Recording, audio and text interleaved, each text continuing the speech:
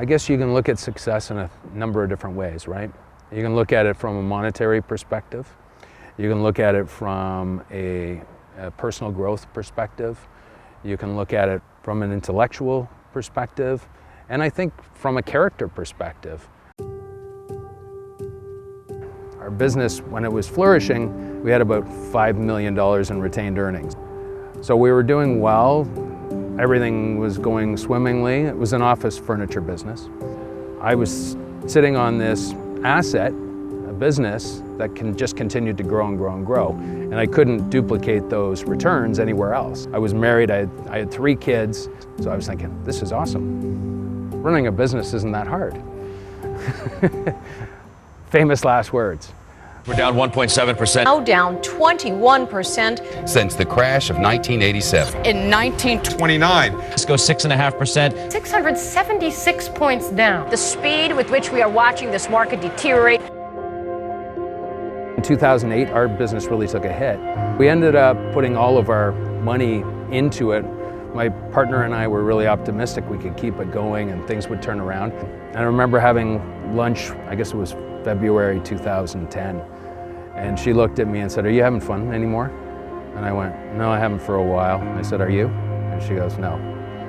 I said, "So why are we doing this?" We ended up closing it down February 2010. So 20 years invested in a business of really a lot of sweat equity, walking away with nothing.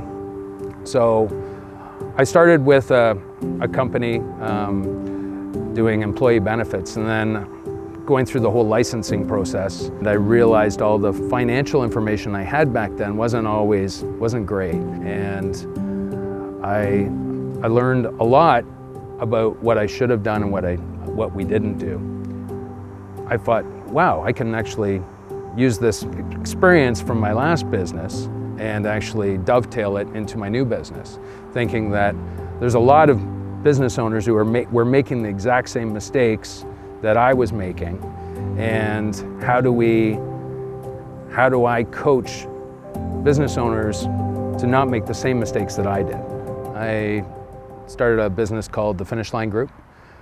Did well for the first few years, and then in 2015, my 14-year-old daughter was in and out of mental health units at North York General Hospital. She had depression. She was really struggling. And we thought we had sort of turned the corner with her. And in April of 2015, she committed suicide. With Madeline passing away due to depression, it's my whole world that was sort of built on matchsticks to begin with really started to cave in. As a means of helping to deal with it, my ex and I decided, let's become more vocal and advocating for youth mental health. She started up something called the Maddie Project, and she incorporated our 2 boys into delivering the message to a lot of youth, to high schools, to youth groups, things along that line. It was cathartic for me to actually start writing about some of the ordeals and the challenges and what we went through and experienced with Madeline, how we could coach or share our experiences with what we went through, and hopefully be able to save other lives, or at least send a really important message. Prior to me doing a lot of writing with regards to what we encountered with Madeline, I had acknowledged to myself, which sometimes is the hardest part, that I was suffering from mental illness. And I ended up writing this piece about depression, and it was, why is it so dark even on the sunniest of days? I think that's what I called it. And as soon as I wrote it and I put it on my social media platforms, and it was like, push send, and it's like, hold your breath, and like, what did I just do?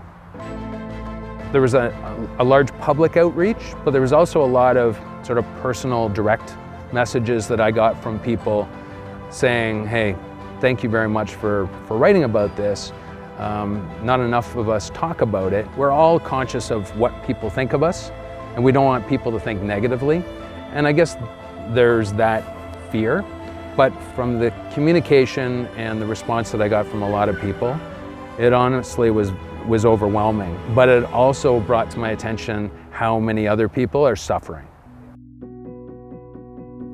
I was pretty consistent about delivering the message after my daughter passed away, and that was an emotional post, and that was something that I didn't want to do it, but I felt I needed to do it, and just really having this outward vulnerability about how I was feeling and about how other people potentially could be feeling as well, and I was pretty consistent for the first year.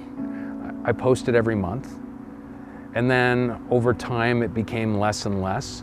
I wasn't sure, what do you keep writing about, right? There's only so many things you can say so many times. I was focusing primarily on youth mental health, especially as it pertained to parents and dealing with their kids. And then I guess it was about a year or so ago, I came across a paper that had been co-produced by the Canadian Mental Health Association and the Business Development Bank of Canada about entrepreneurs and study of entrepreneurs and mental health, and recognized that I'm not the only one that's suffering here. There's a lot of other people. In fact, that twice entrepreneurs, for the most part, suffer depression or mental illness at twice the rate of average adults. But it really shows that no one's immune to it. And I think being able to talk about it candidly and starting a dialogue is really important. One of the other things that came from that study was not a lot of people talk about it. In the business world, you don't want to appear vulnerable and exposed to clients, employees, suppliers, whoever. And in particular, entrepreneurs, whether it's the stigma associated with it, or they don't want people to start judging. So what tends to happen is they deal with this stuff on their own. But things like brain fog and productivity dips in what you're capable of doing, there's so many other factors that contribute from a mental health perspective to an entrepreneur. And unfortunately, there's enough of those things that compile on one another that it's a slippery slope. And once one or two of those start compounding, all of a sudden you're looking at someone that's much worse off than they were the week or the month before. A good friend of mine, he runs a really successful market research company, and said point blank to me, said, "Chris, I don't know what it's like to have mental health issues, but I know that there's probably about 30 to 40% of my staff that do." And for him to acknowledge that, and for him, even though he can relate on an intellectual level, but from a humanities standpoint, he feels this is my obligation as an employer, as an entrepreneur, to be able to look out for others.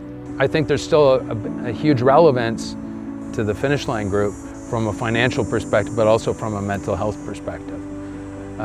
Because ultimately, probably the biggest goal that I want are for entrepreneurs to start loving doing what they're doing again. People start feeling handcuffed, and it becomes more like a job, and it's not a job you can quit. It's a job you're handcuffed to. The Finish Line Group was initially a metaphor for a business owner who, over the course of their career, was looking to create whatever that goal that entrepreneur might have, whether it's retirement or selling their business. Now it takes a little bit of a different spin with the mental health piece. It's about finishing in style, finishing and loving life. Writing about the topics that I've written about, me showing my vulnerability, has been probably the biggest way I've grown. It's really important to be able to be authentic, to be real, and to be vulnerable, because that's really the only way I know how to be now. And to sugarcoat it any other way is just not real.